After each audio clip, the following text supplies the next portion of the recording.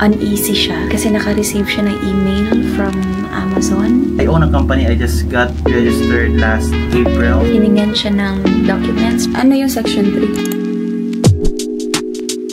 3? Uneasy siya kasi naka-receive siya ng email from Amazon. The email is about our Amazon store being at risk of deactivation, getting flagged, okay? He is having a video verification with an Amazon associate. So, ang guess namin is it's because he's using different IP kasi andito kami sa Vietnam.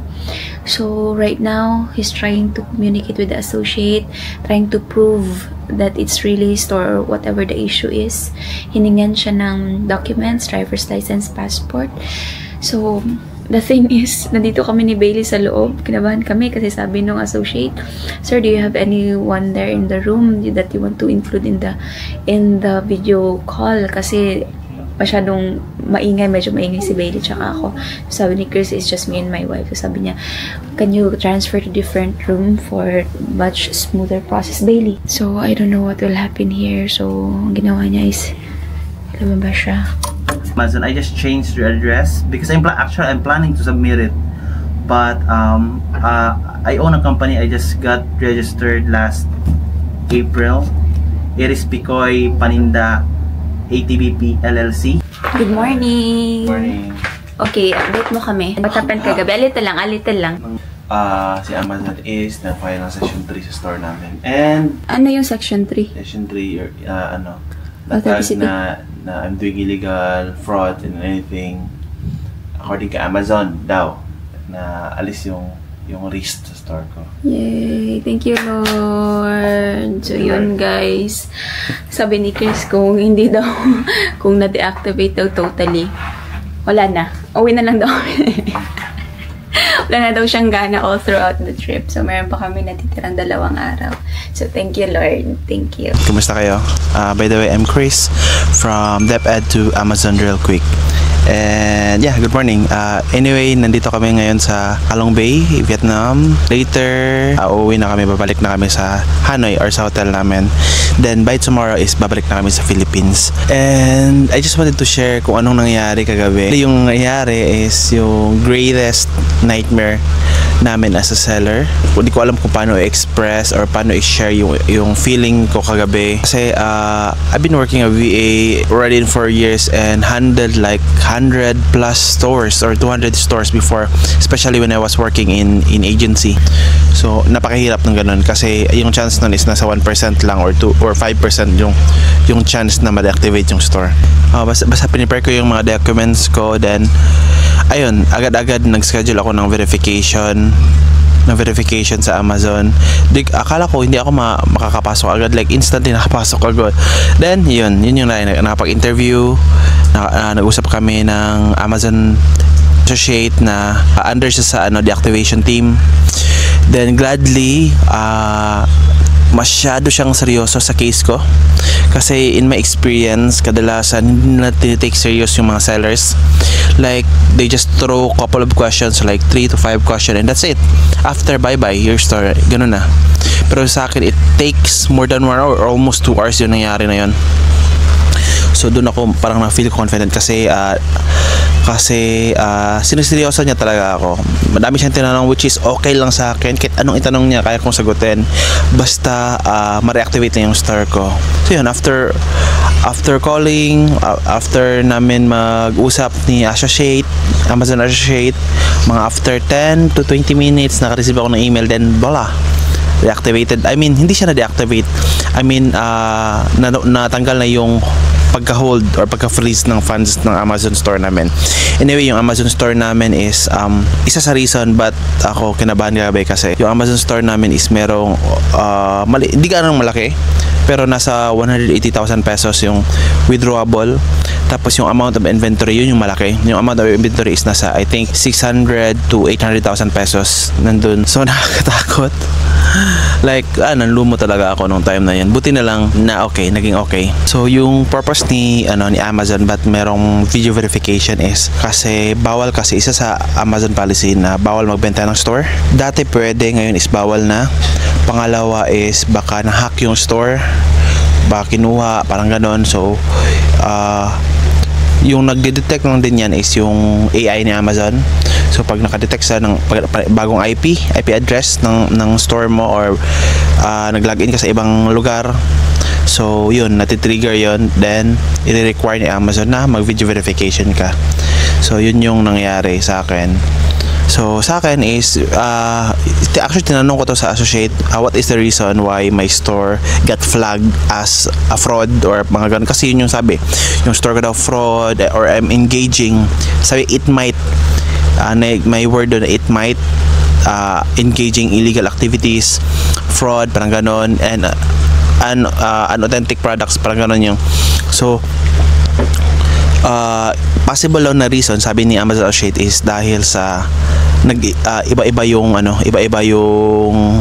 tawag nito, iba-iba yung address or IP address ng pag-login ko sa Amazon store. So sabi ko sa niya is, we are frequent travelers. Tapos tinanong niya ako saan ba ako nag-travel within last 6 months. So sinabi ko kanya, nung nag-start kami sa Amazon store, na magbenta sa Amazon, nakapag-login ako last December sa South Korea, Seoul, South Korea. Na-login ko yung store doon. Tapos then next nun is sa Philippines na, Iloilo, Manila, nalagin ko yung store. Then yung sa hometown namin, which is General Santos City, doon ako nakapag-login. Then recently nasa Vietnam kami. Then pinakita ko sa kanya yung background. Ayun, may mga cruise ship, nandito ako sa labas sa cruise ship. So yun, siguro yun yung nagpa-prove sa kanya na I'm not doing anything illegal. Natag lang talaga na napaiba-iba yung address ko, kasi nga frequent travelers kami. Actually hindi ako nag-prepare, kasi in my experience, pag parang feeling nila parang handa-handa ka talaga, parang iisipin nila na uy, para may mali, parang gano'n sa akin lang, parang sa immigration lang din, di ba, pag pupunta ka ng immigration sa Philippines, pag madami kang bitbit na papel, parang iisipin ng officers na uy, baka handang-handa, parang may something. So yung ginawa ko is nagsubmit lang ako ng ID, driver's license and passport, and ng bank, ng deposit method and credit card method na bank statement na ginamit ko sa Amazon store namin.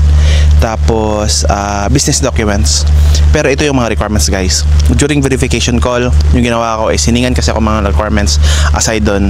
Ulitin ko lang, yung initial na hiningi sa akin is driver's license or passport. Pangalawa is bank statement.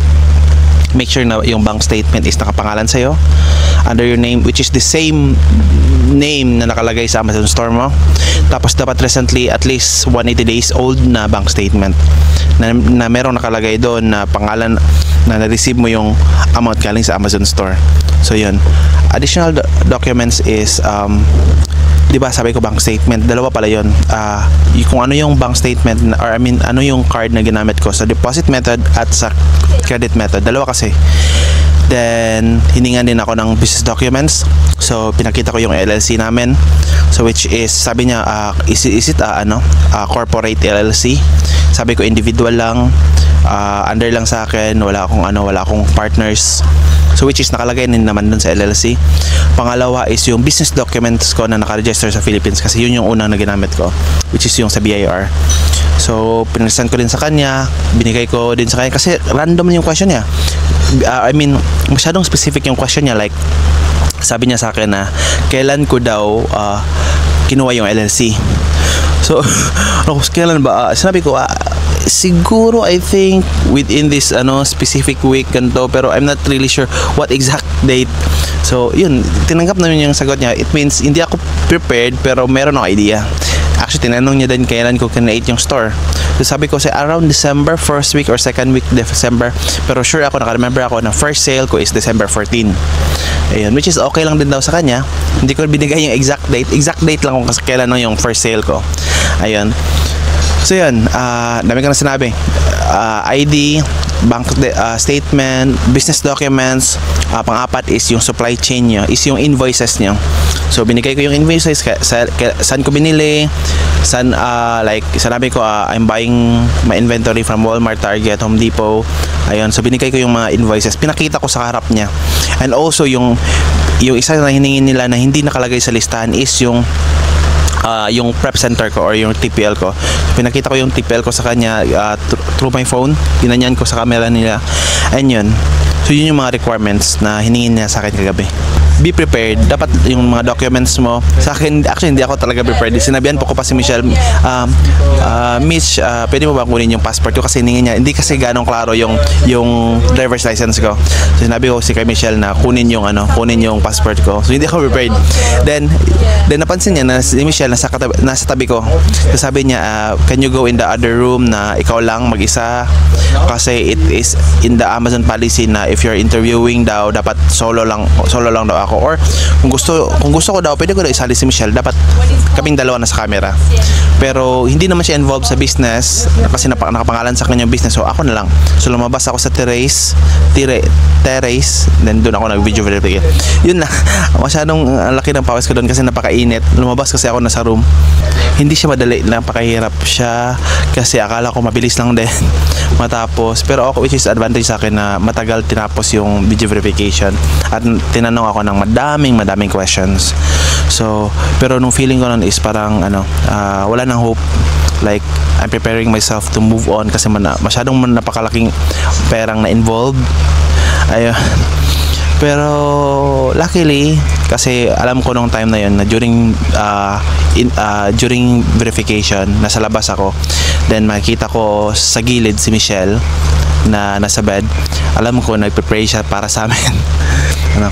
Lord, sana ma-reactivate, sana mag-grant yung mga prayers ni Michelle kahit na this time, Lord, kasi for sure nagpe-pray din siya para sa akin. So ang nangyayari after ng video verification is instantly na tanggal yung kasi na-approve ako na-approve ko yung na hindi ako gumagawa ng illegal or anything. So agad-agad natanggal yung naka-hold, naka-reserve na withdrawable amount.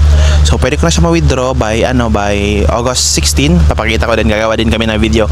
I think nasa kami diyan, nasa airport kami pauwi ng Pilipinas. Gagawin ko din ng video niyan. So ma-withdraw namin yung amount na yon. Tapos na-active na din yung inventory namin. Then pwede na kami mag-sell. In my end, wala na akong gagawin. Makikita ko lang na makaka-receive ako if you notice siguro nung first 3 minutes dito sa video na to is may nadinig kayo na notification, and that's the sound na merong nabentang product sa store namin. Ayan lang. Yun yung experience namin dito sa Vietnam. Kasi the last time, nag-open naman si Chris ng Amazon store sa South Korea. Pero wala namang nangyaring ganito. The thing is, this is really important. This is really memorable. Kasi before, we work in an agency wherein si Chris, he's under the deactivation team. And we're handling like 200 plus stores. And like 25% of those stores undergo video verification, and napakaliit ng chance na ma-approve or ma-activate pa or reactivate yung store kapag na-flag ka under Section 3. Kaya naman kagabi, like, we're really praying na Lord, sana okay yung video verification. Well, anyways, if you are doing it legally, wala namang problema. If you're doing the stuff correctly, legally, you have all the documents, it's really your store. Kasi under Section 3, Amazon is telling you that you are a fraud, you're doing something illegal or not in line with the guidelines of the Amazon. So yeah, that's our whole experience during this Vietnam trip. Isa sa pinaka-memorable experience talaga. It's the first time having video verification with Amazon, but definitely it's a good thing kasi it will make our store stronger. So anyways guys, if you wanted to know more about Amazon selling, even if you're here in the Philippines but we're here in Vietnam, so please subscribe in this channel and see you on our next video. Bye!